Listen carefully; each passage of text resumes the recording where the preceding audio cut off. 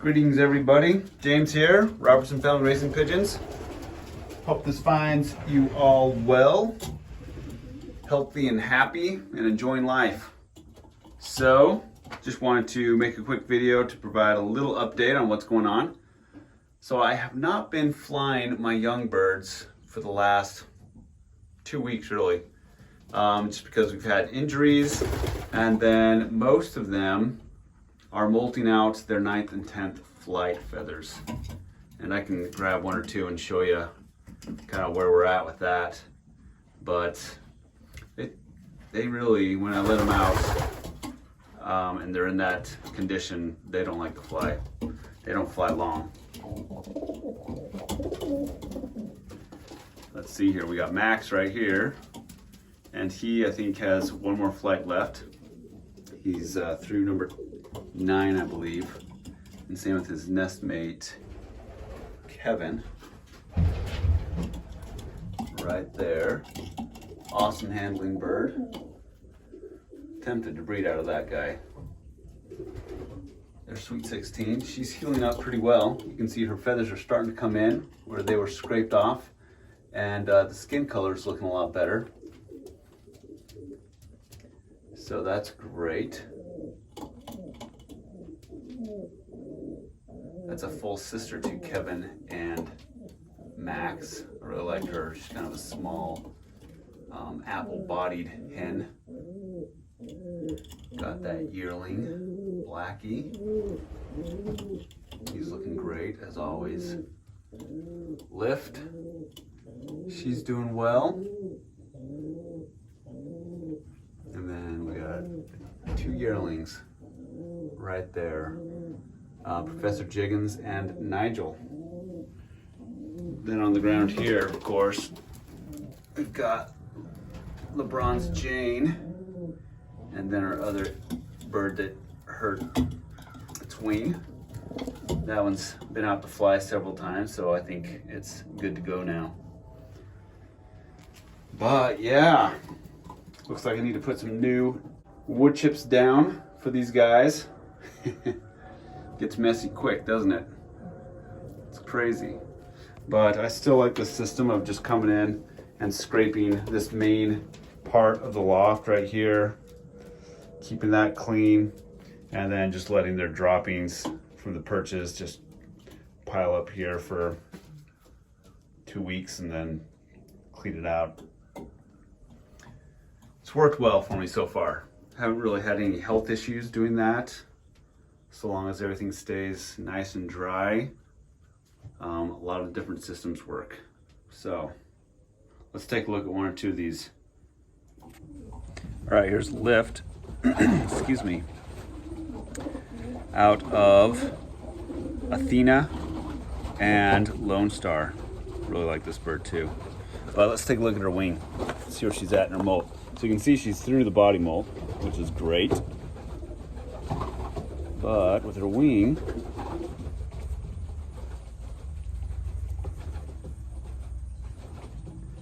she has one, she's got 2 more to go. She's got that 9th that's just coming in right there. You can see it poking up right there. So we're getting close on her. Great bird here. Lift. We like you, Lift. Okay, here's LeBron's Jane. Nice pencil. Out of Thing 1 and Lavender. Nice bird. But let's take a look where she's at. Oh yeah, see that? She has dropped her 9th and 10th flight. Her 9th one is starting to grow out. Her 10th isn't really even coming out yet. So that's not in a good state to fly these guys.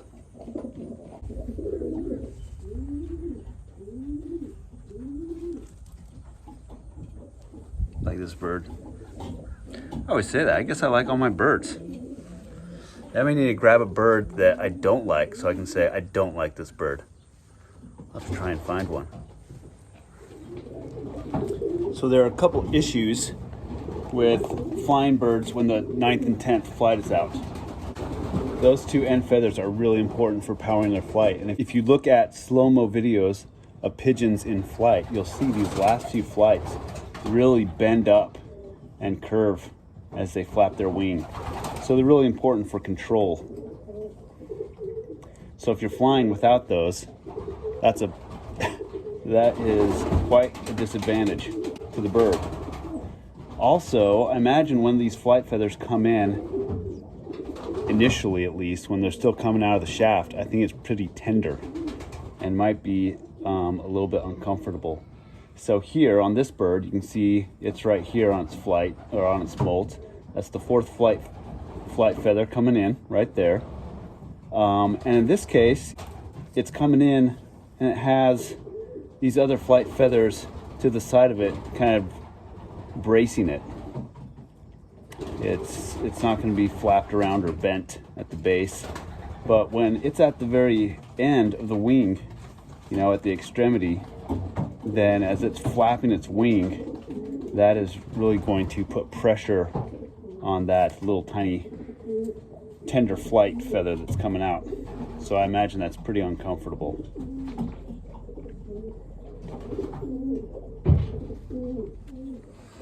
All right, so here's another little bird I'm going to show you guys. This is a sweet little bird. Look how small she is though.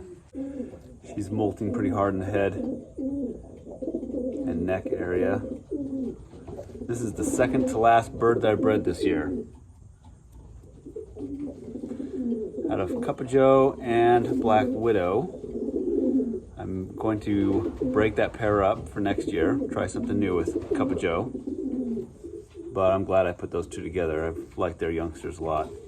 This one, I think, will end up going with Cup of Joe, probably at the end of next year, just to get an inbred Cup of Joe. But yeah, I like her. She's a sweet little bird. But look, she is tiny. Tiny, tiny little bird. Smallest racing pigeon I've bred out of this loft.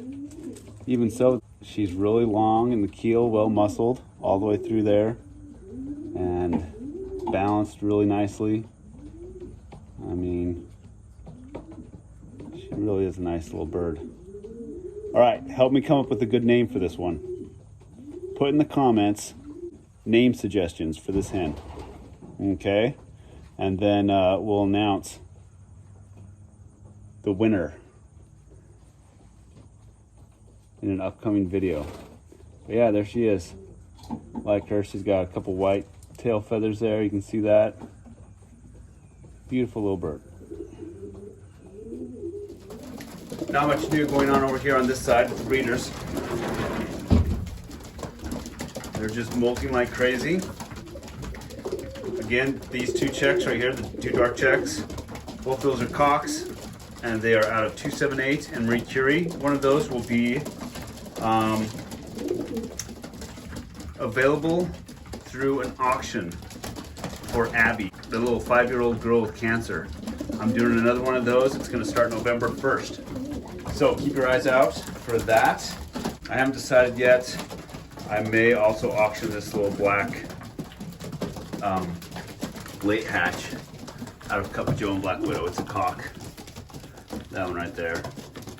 Nice little bird as well. But yeah, stay tuned for that. Opportunity to get some of these bloodlines in your loft. White one may or may not be available. But if any of you have any interest in joining in and participating in that auction, we'd certainly welcome that. You can, if you have any really great youngsters or breeders that you would like to auction off for 100% of the profit going toward Abby and her family, that'd be fantastic. Contact me and let me know, and I'll put you in the lineup. We are going to hopefully have a good lineup of birds from different fanciers around the country, and that also includes a lot of the big dogs. I'm not a big dog. I'm one of the little tiny.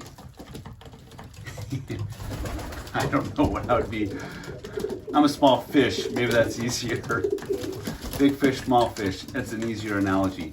For big dogs, small puppy dog, I don't know. Either way. There's Kronos. Hey.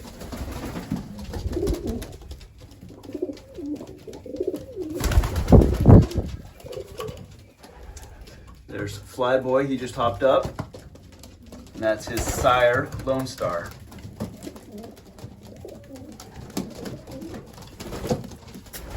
$836, look at that trembling on his tail, you can see it. I'm holding on to this hen, that's a late hatch out of Lone Star and Athena, and she's basically a carbon copy of Athena, and that's why I'm holding on to her. Really beautiful bird right there. Here's Athena up here. I think she's about to lay a second egg.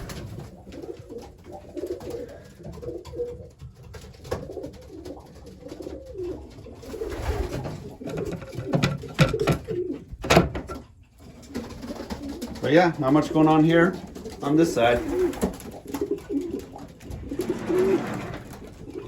Gotta throw some feed over these youngsters. Let them eat up a little bit. Come here, guys.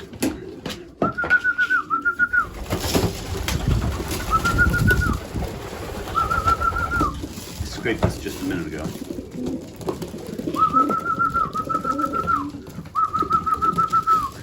Although I do see a new fresh dropping or two down there. Come on, guys. I just cleaned up around here. Can't we keep it clean for 2 minutes? Yeesh. The dog over here is being opportunistic, poking his head in, trying to grab a feather to chew on. Mmm, yummy.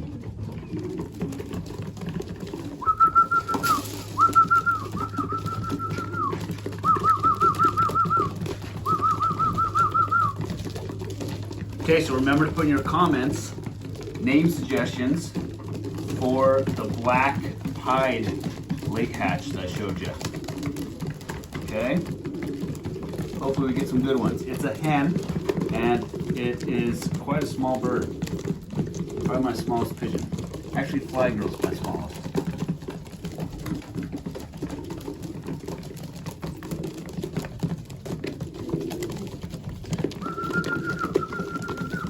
I should bust out the good stuff. Oh, the good stuff. Black label, there it is.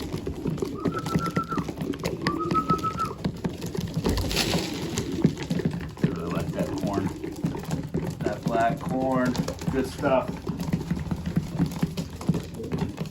Well, it's exciting to see how people are doing in races.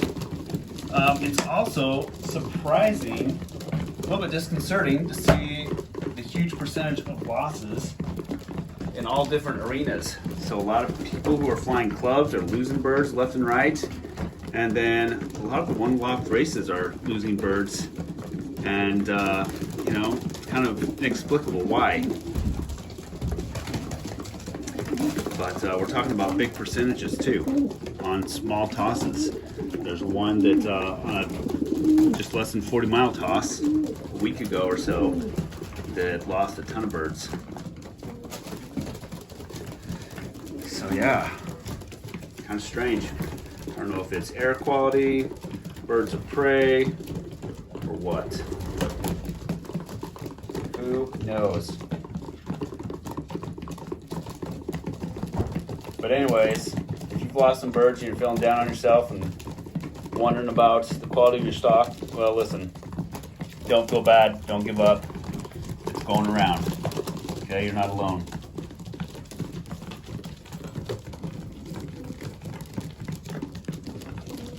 All right, guys.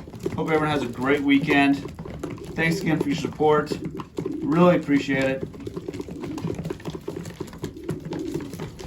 I'm signing off. Adios.